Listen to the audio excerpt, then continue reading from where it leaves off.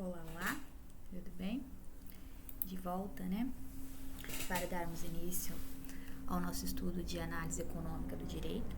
E hoje eu trouxe, né, como exemplo, a eficiência do judiciário, né? Uma avaliação dos indicadores na justiça em números à luz da análise econômica do direito. Ou seja, isso tudo para verificar, né, a medição da eficiência do trabalho judiciário, né, e consequentemente verificar a entrega, né, de soluções para a sociedade. E daí nós começamos com um recapitulando, né? Primeiro, então é importante, né, dizer que a análise econômica do direito, ela tem uma abordagem interdisciplinar, né, e que se utiliza dos princípios da economia para fazer essa compreensão, essa avaliação das questões legais, judiciais, e tem como palavra-chave o que a gente já vem estudando, né? A escassez, eficiência, escolhas racionais. Ou seja, o que a gente tem que ter bem em mente, né, é que os recursos, eles são limitados, né, e as decisões, as escolhas, elas devem ser tomadas de forma racional para que se alcance um resultado efetivo, né, para a sociedade.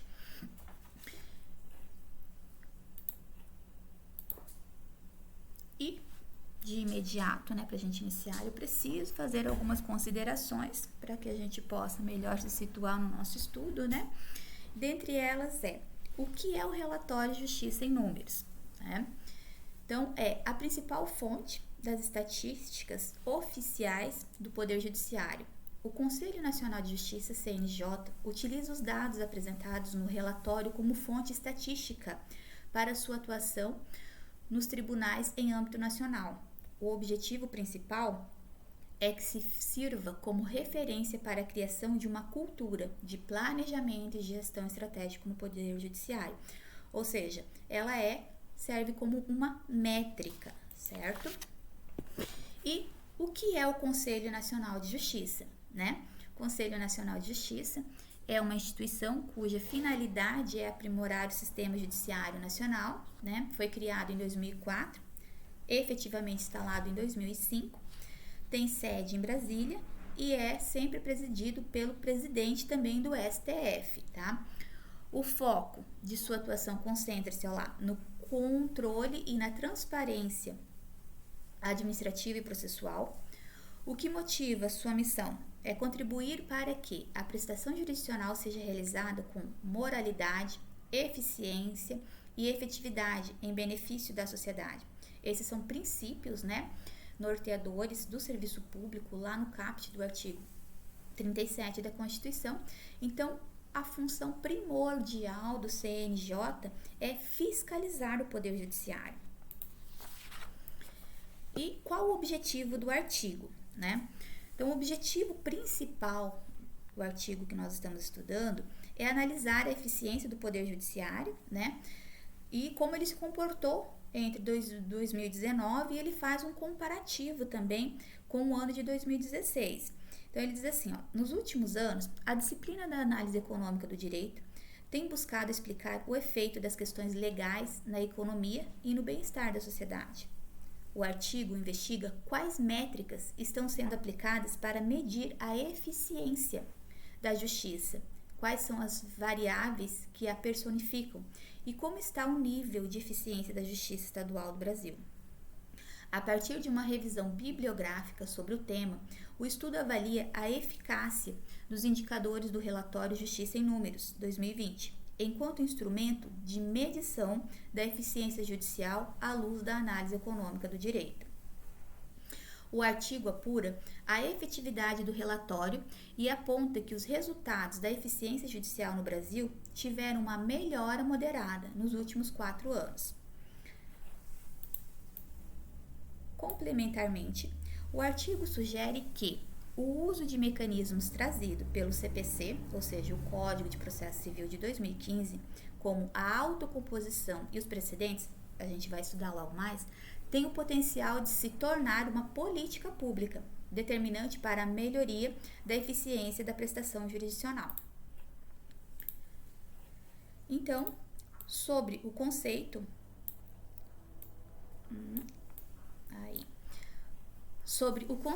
né, de eficiência e a relação causal entre economia e justiça. Então, a conversa começa lá em 2008, né, quando o Ronald Casey faz a interseção, né, entre direito e economia, e ele traz, então, o conceito de eficiência e custo de transação. E o que seria o custo de transação, né? São as barreiras, sejam elas tangíveis ou intangíveis, previsíveis ou não, que impedem uma negociação de ocorrer. Para que esses custos sejam zero, o mercado deve ser altamente eficiente, com agentes capazes de avaliar as políticas um dos outros em relação ao seu bem-estar. Ou seja, essas transações feitas, né, pelos agentes, elas devem ser eficazes, né, sem atritos. Tem que ter uma solução eficiente para ambos, ou seja, é necessário que haja o ganha-ganha. Só que na realidade não é assim.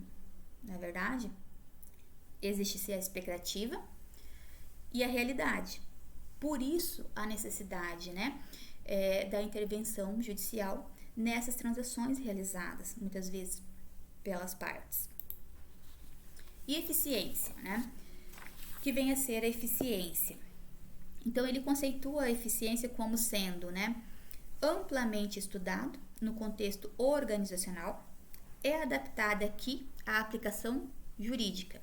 Refere-se a alcançar a máxima eficiência na alocação de recursos para atender às metas da sociedade, mesmo que não seja a alocação ótima do ponto de vista econômico. A perspectiva econômica e jurídica convergem quando se aplica o conceito de eficiência à justiça, ou seja, a justiça, ela busca, né, ela tem por objetivo que haja a previsibilidade, a segurança jurídica, a celeridade, ou seja, a rapidez na tramitação dos processos, né?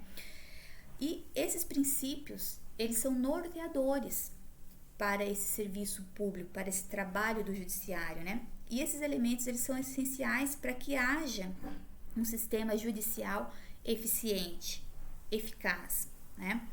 Mas com tudo isso também, né, tem-se seus desafios, né? Será mesmo, né? E bem assim, a reflexão, será mesmo que com essa celeridade, essa rapidez da tramitação desses processos, há uma eficiência na resolução desses casos, né? Daí eu trago assim como exemplo, né, vamos colocar assim, um juiz que tem para gerir o seu cartório, os seus servidores, dar andamento ao processo, fazer audiência, proferir decisões, né? E veja só, tudo isso numa métrica de como fazer tudo isso em um tempo hábil, certo? É algo que aí pra gente reflexionar, né? E os mecanismos de eficiência da justiça. Tá, pois bem. A eficiência, né, ela passa a integrar o ordenamento jurídico a partir da emenda constitucional 19 de 98, né? Então, ela passa a ser um dos princípios norteadores do serviço público no caput do artigo 37 da nossa Constituição Federal, e ela se junta aos princípios anteriormente, né, que eram da legalidade, da impessoalidade, da moralidade, da publicidade. Então, vem ela, né, o princípio da eficiência. E daí, ela passa, né, a ter desdobramento também em outras áreas, como, por exemplo, aí o Código de Processo Civil. Eu trouxe somente, né, o Código de Processo Civil, mas existem outras áreas aí em que ela também vai ter, né, o seu impacto. E ela diz assim, né, que o Código de Processo Civil diz que ele deve ser interpretado à luz da Constituição Federal. Pois bem, a Constituição Federal, norma superior, né, e que fala que o princípio da efetividade, ela deve ser observada. Tá. E o CPC, então, ele traz, né, alguns mecanismos para que se possa ter a eficiência na tramitação dos trabalhos, né? Dentre eles, os precedentes judiciais, a autocomposição e o princípio da cooperação. Existem outros, mas a princípio, para a gente falar com eles, né, a respeito desse. Então, os precedentes judiciais, ele causa, né, então, uma previsibilidade, né, ou seja, um exemplo, né, quando há uma demanda significativa de determinado assunto dentro do judiciário, né, e isso começa a abarrotar o judiciário. Então, começa a chegar vários processos semelhantes e o tribunal, o que ele pode fazer? Sobrestar, ou seja, vai suspender, né, essas demandas, e aí ele pega decide, e depois os outros tribunais podem decidir conforme aquele precedente, né? Por isso que ele se tornou precedente, o julgado anterior. Então, isso tudo, né, para poder ajudar na previsibilidade, na segurança jurídica e, em especial, na celeridade do processo, porque ele já tem o julgado anterior em que ele pode se respaldar naquilo, né? A autocomposição, ela também, né, então ela auxilia aí na previsibilidade, na segurança jurídica, na celeridade, e ela estimula, né, o principal foco dela é estimular com que as próprias partes façam o acordo, né, tenham a autocomposição. E o princípio da cooperação, né, esse envolve todos, desde o juiz até as partes, né, e ele incentiva a conciliação e a mediação, para que não hajam, assim, prolongados processos. Então, o que vem a ser a conciliação? A conciliação é quando ocorreu algo, né, e não há um vínculo entre as partes. Vem um terceiro para homologar aquele acordo que foi feito. Um exemplo que eu posso dar seria, assim, a batida de um carro. Bateu o carro A e B, então vamos fazer um acordo? B diz, vamos. Ótimo, pronto, feito, perfeito. O acordo foi realizado, né? Então vem um terceiro e homologa. Não há um vínculo entre as partes. Já na mediação, há necessidade de que haja um vínculo entre as partes, mas também se estimula o acordo, o judiciário estimula para que elas próprias possam chegar em consenso. E um exemplo que eu posso também citar seria na questão de guarda, né? Na questão de guarda de menor, onde pai e mãe estão ali em conflito, né? O judiciário ele estimula para que eles próprios possam chegar a um acordo em que seja melhor, né? Uma melhor relação entre eles para a criança, né? Então, assim, aí vem o terceiro e homologa, mas então houve um vínculo entre as partes. E tudo isso, né?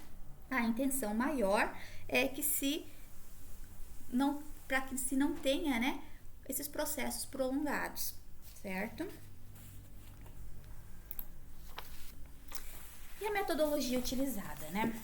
A metodologia utilizada, né, ela tem por objetivo avaliar, né, os indicadores de eficiência da Justiça Estadual do Brasil, com base no relatório Justiça em Números, né, 2020, trazer a importância do relatório Justiça em Números como fonte oficial de estatística no planejamento estratégico do sistema judiciário brasileiro, verificar, né, a abrangência e áreas contempladas pelo relatório Justiça em Números, incluindo litigiosidade, ou seja, conflitos, né, produtividade, celeridade e outros aspectos, apresentar as limitações qualitativas do Justiça em Número, como a falta de disponibilidade de cortes por classe e assuntos processuais, períodos mais curtos que o anual e cortes geográficos, além do estadual. Apresentar, então, necessidade de indicadores qualitativos para avaliar eficiência, qualidade e independência da justiça, além de características das decisões.